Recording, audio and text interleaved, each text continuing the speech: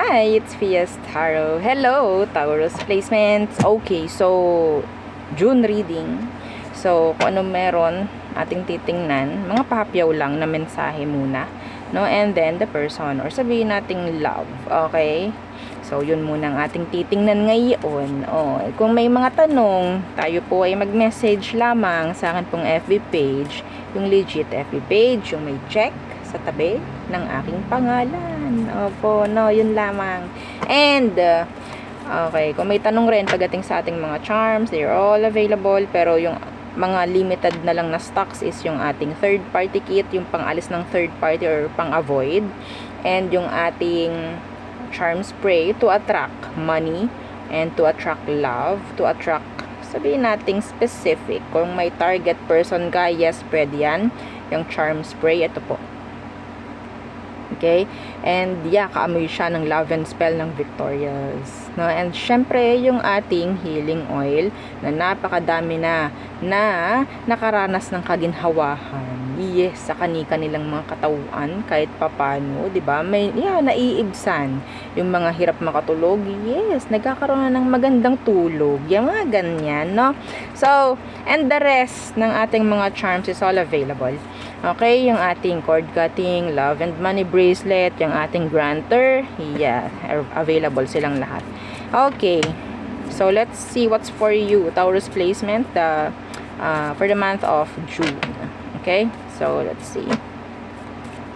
June for Taurus.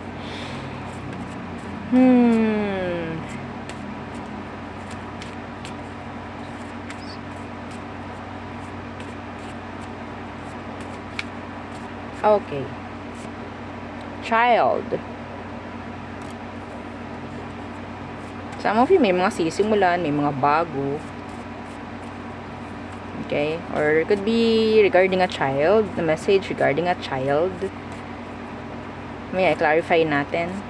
What else? Taurus. Courtship. Okay.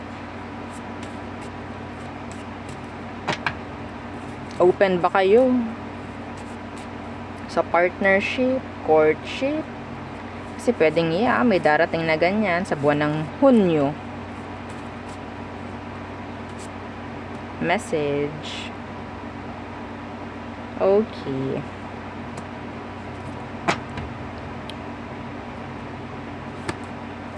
So let's see, clarify natin itong child. Bakit mayroon ditong child para sa mga Taurus? Anong meron? Taurus placements. Okay. Decision.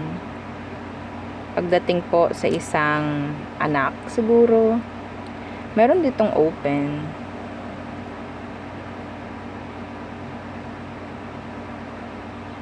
Tingnan natin. Ano yan? Two of Swords in reverse. Could be a decision. The moon in, pasensya na ako narinig nyo yun. So, the moon in reverse. May nakakamiss. Pwedeng anak mo namimiss ka. This is like a message. There's somebody here, a young energy, na namimiss ka ng sobra. Could be your child. Okay? Sa malayo ka ba? Yeah.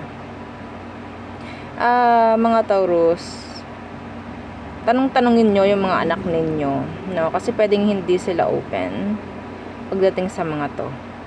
Ikaw lang yung sabihin nating dapat magtanong. Ikaw yung mauna. Parang ganyan. I don't know. Okay? Meron ako nakukuhang energy ng sadness. Anyway, that's a side message. Okay? So,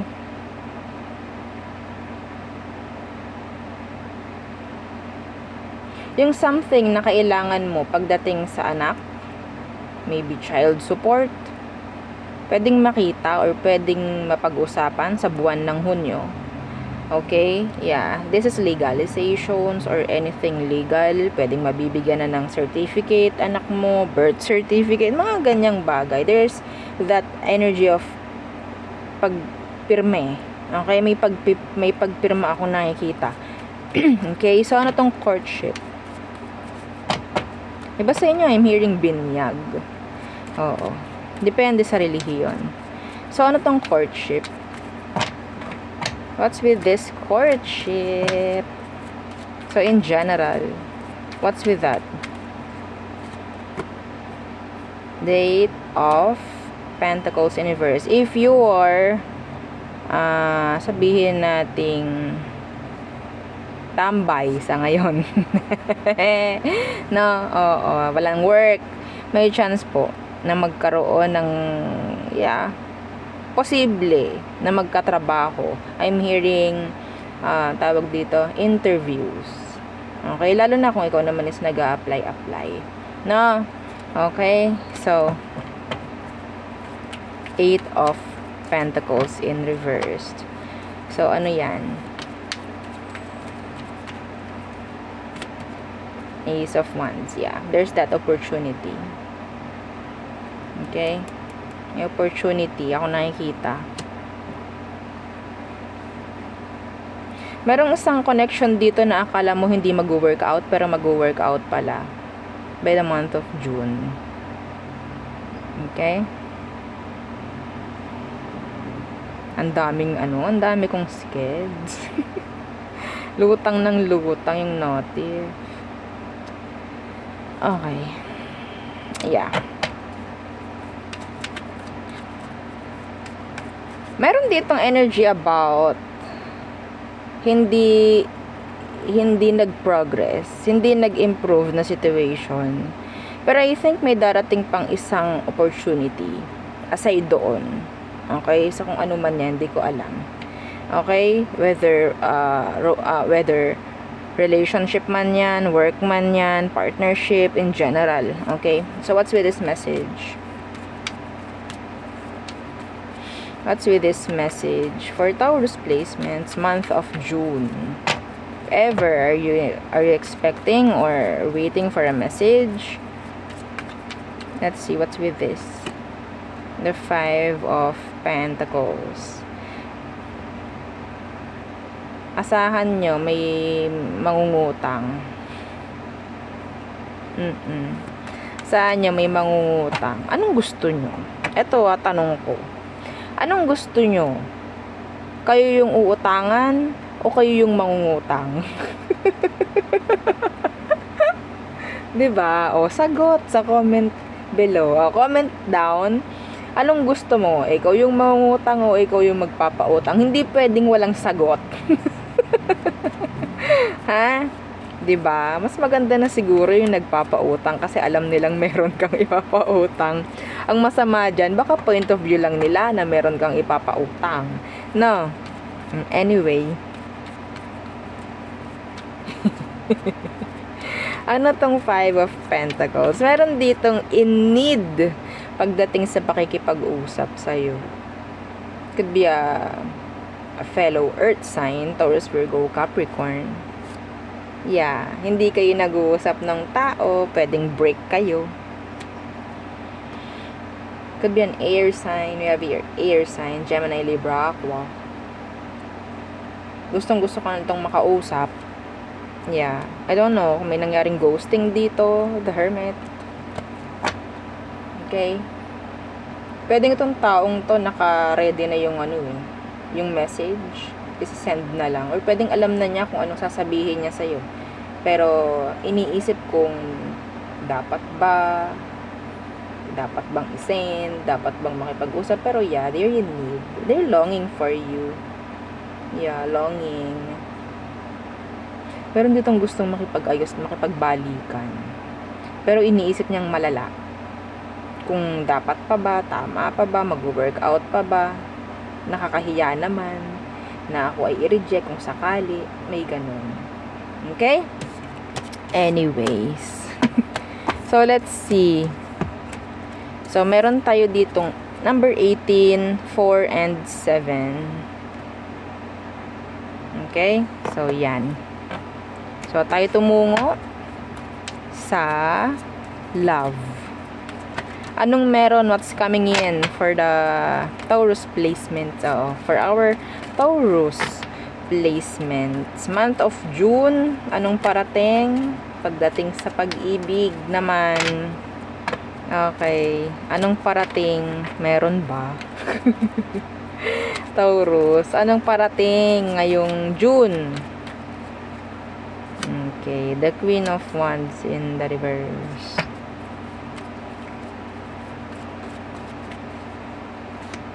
The World in reverse.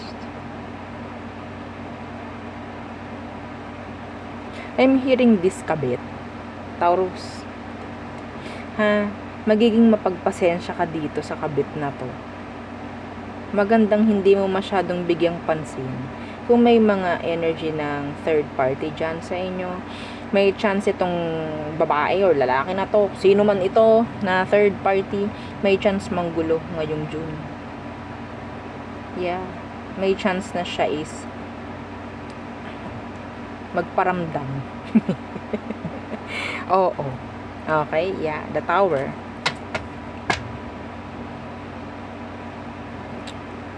Maging pasensyosa ka dito. Hindi kailangan ng taong to ng galit mo. Kaya mo silang magalit, ayan mo silang magpapansin, anything. Oo, masyadong nege. Hindi worth it na bigyan mo ito ng energy.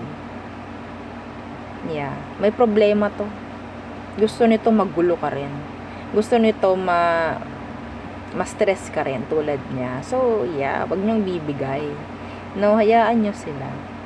Kapag nakaramdam kayo na para kayong tinitrigger nito, tawanan nyo lang. Oo.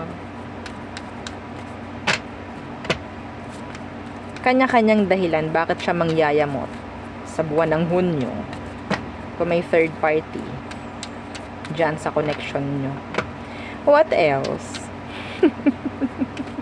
Okay, what else? Six of Cups in reverse. Bakit parang ang daming na tawag dyan, nabibitter sa'yo ngayon? Parang ang daming nabibitter. May ex ka ditong bitter. Anong meron dyan? The Queen of Swords in reverse. Bitter. Yung person. Galit siya. Anong meron? Pwedeng wala siyang nakikitang galaw or action mula sa'yo. That's why. I don't know. Pwedeng ine-expect ng taong ito, I don't know, this could be your ex. Ine-expect niya na meron kang gagawin pagdating sa sitwasyon ninyo, pero nakikita niya wala. And yun yung nagkokos ng galit niya, ng bitterness niya, no? So, tingnan natin anong gagawin. Anong gagawin ng taong yan? Bitter na bitter. Oo. Super B. Okay. The Four of Swords. Sabihin nating hindi rin siya magpaparamdam, no? Yeah, tahimik lang. Oo, tahimik lang to. Pero mahirap yung ganito eh. Baka mamaya nagbibitaw to ng mga hindi magagandang salita eh. No, so protect your energy, Taurus. Protect your energy. Okay, diyan nanggagaling ang mga evil eye. Isa na yan, number 1 na yan. And hindi naman lahat ng taong may galit sa'yo is yun lang ang makakapagbigay ng evil eye. Hindi ganun. Okay? So, pero ito, nakikita ko, meron to. May chance to na magbigay ng curse sa'yo. Yeah, kasi galit siya eh. Yeah. Okay? Ito yung yamot na yamot dahil hindi ka matinag. Oo, pwedeng hindi ka nakikipag-usap. Hindi rin naman siya makikipag-usap, pero be careful. May chance na magbigay ito ng negative energy sa'yo. No, wag mong itago sa baol ang iyong mga protection, mga evil eye protection, kung meron ka mga medallions, gamitin mo na. Wag mo nang, 'di ba? Wag kang mahiya. Minsan kailangan 'yan talaga. Madalas pa nga. Na Okay, so what else? For our Taurus placements, anong parating ngayong buwan ng Hunyo pagdating sa love? Meron bang parating? Meron bang parating? Be careful, ha? Hindi mo kailangan or hindi ka dapat maging option sa buwan ng Hunyo. Kahit kailan, hindi ka dapat maging option. Tandaan mo yan. Lagyan mo ng ganyan, ha? Exclamation point, yung sinabi kong yon. Tapos, markahan mo para kitang-kita. Oo, na. Okay, so anong parating? Ano pang parating? Okay. A new connection. Could be a younger earth sign. Taurus, Virgo, Capricorn. This is communication or start. A start. Anong meron dyan sa Page of Pentacles? The Ace of Cups.